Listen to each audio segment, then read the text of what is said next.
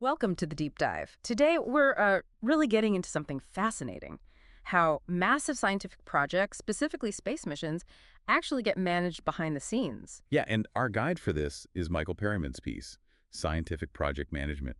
He looks back on his time as ESA's project scientist for Hipparcos, a really big deal. It absolutely was. And what's striking, and what Perryman himself notes, is that he got this huge job, project scientist, like right after his PhD in radio astronomy. Yeah, it makes you stop and think, doesn't it? Yeah, What skills do you actually need? How does someone so, well, relatively junior step into that kind of role? exactly. We're talking about a mission costing hundreds of millions, designed still mostly on paper, and they put him, a young scientist, in charge of the science side. He even wonders if that would happen today. That's a fair question.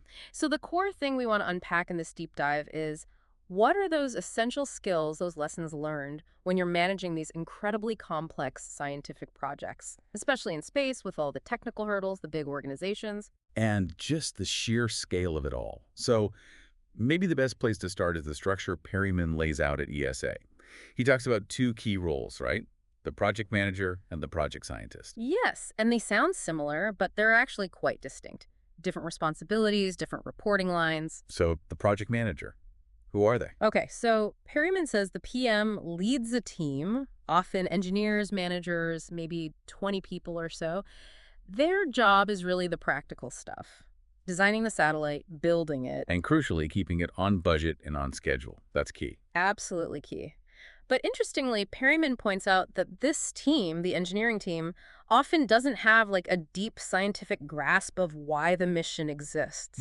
So the PM is focused on the how and the when. Pretty much. Their Yeah. success is measured by, did they deliver the thing on time, on budget, and did it enable the science? It's a mix. Okay, so then you have the project scientist. How do they fit in? Well, they often work more alone, maybe just a very small team within ESA. And their role is different. They're the guardian of the science. Why? Exactly. Making sure the original scientific goals, the whole reason the mission got approved, are met. They liaise heavily with the wider scientific community for input. Right, tapping into that expertise. But, and this is important, they usually have limited direct financial control over what those external scientists do. Okay, so you've got this potential tension, or at least a need for really good communication between the science goals championed by the project scientist and the practical delivery driven by the project manager. That seems to be the crux of it. Success hinges on that balance. So let's dig into the project scientist's mandate a bit more.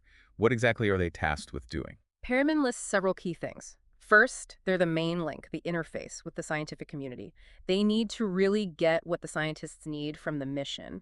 So they're translating the community's wishes into the project. Yes, but then they also have to do the reverse translation.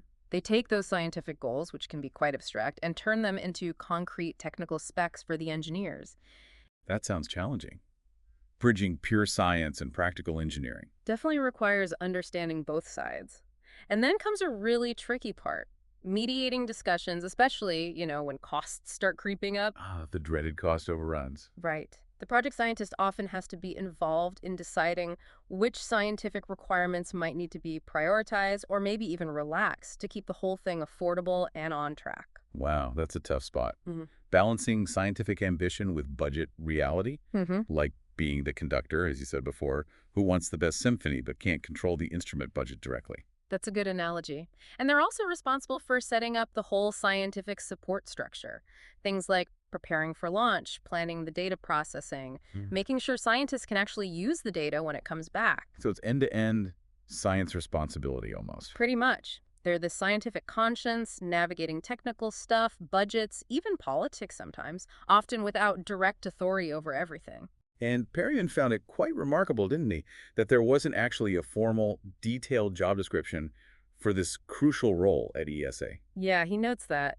The thinking was apparently that every mission is so unique, its science goals, its tech challenges, that a rigid definition wouldn't really help. Which makes sense on one level, I suppose. Flexibility is key. True, but it also shows how much trust is placed in the individual project scientist to figure it out and make it work. Okay, so moving on from the roles themselves, Perryman also talks about how the type of mission impacts the project scientist's influence. Right, he makes a distinction there. He outlines two main kinds. First, missions where ESA builds the spacecraft, But the actual scientific instruments come from outside groups, scientific collaborations, like FIRST, SOHO, Mars Express. Uh-huh. So in those cases, the project scientist is maybe more focused on making sure the spacecraft works for those instruments rather than overseeing the instrument development itself. Yeah, their direct influence on the instruments might be a bit less, since those teams are external. Then there's the other type. Where ESA is responsible for the payload too, the scientific experiment itself. Exactly. And he gives Hipparcos and Gaia as examples. Mm. In these missions, the project scientist potentially has much more direct influence over the final scientific performance. Because they're involved in procuring and developing the core instruments from the get-go, like Perryman on Hipparcos. Right. But regardless of the model, he keeps coming back to that fundamental challenge for the project scientist, balancing the science, the cost, and the schedule, often with, well, fuzzy lines of responsibility and not a huge amount of direct financial clout. It really hammers home how complex that leadership role is. So, given all that, what skills does Perryman say are essential? He argues that standard science training, while vital, often misses crucial stuff for management. Totally. You get your maths, your physics, your computing skills, all essential for the research. But then scientists often end up leading big teams, big international projects, designing complex instruments. Without any formal training in project management or even people management. Exactly. It's often learned on the fly, like Perryman himself had to do. It's a big jump, isn't it? From doing your own research to leading a whole diverse group, different skill set entirely. He quotes Henk van de Hulst, the astronomer. Ah, yes, the quote about collaboration being harder than solo science. Doing science on your own is hard. Doing it in collaboration with others is even harder. That just rings so true, I think, for anyone who's worked on a team. It really does. And Perryman emphasizes that in science, learning these management skills is often informal. You just sort of pick it up along the way. Which makes his own experience learning from the first Hipparcos project manager, Franco Emiliani, so important. Yeah, that sounds like it was a really formative relationship for him. Emiliani had experience from things like Space Lab, right? Right. And Perryman credits him with teaching him the nuts and bolts of project management. You know, Gantt charts, The fuel timelines, yeah. milestone tracking, work breakdown structures, configuration control, action item tracking, all that essential stuff for keeping a complex project organized. The toolkit, basically. Exactly. But it wasn't just the tools. Perryman really stresses the mutual respect that grew between them. Emiliani got the science goals, and Perryman learned to appreciate the engineering and schedule constraints. That bridge between science and management seems absolutely critical, building that understanding. It does. And Perryman, showing his own initiative even then, set up a scientific advisory team early on, even before he really knew formal team management theory. Right, bringing in top European scientists to advise not just on the science exploitation later, but also on the technical aspects during the project. And that team apparently proved incredibly valuable over the mission's long life. So based on all this experience, what does Perryman see as the ideal attributes for a scientific project leader? Sounds like quite a list. It is, and he admits finding one person with all these qualities is rare, but he starts with being highly organized, having that big picture view of everything. Understanding how all the pieces fit together, essential for making trade-offs. Definitely. And they need to be a reputable scientist, someone respected in the field, but also willing to step back from their own research for a while. That's a big ask, a significant commitment. It really is. Then there's integrity paramount. The ability to make tough decisions, often quickly, proactive problem solving, seeing issues before they blow up. And communication. Absolutely crucial. Keeping the team informed, tracking actions, dealing with funding agencies, political bodies. It's a huge communication load. So a blend of scientific credibility, organizational prowess, decisiveness, foresight, and top-notch communication skills. Easy. Oh, yeah, no pressure.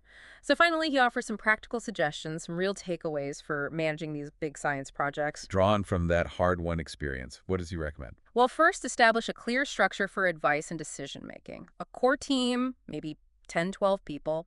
He even mentions considering team roles like Belbin's principles, maybe, and making sure that structure can adapt as the project moves through different phases. Makes sense. Needs change over time. Yeah. What else? Regular meetings, not just updates, but specifically to agree on concrete actions with clear owners and deadlines, and crucially, sticking to those deadlines to avoid delays snowballing. Basic project management, but so easy to let slip in practice. Very true.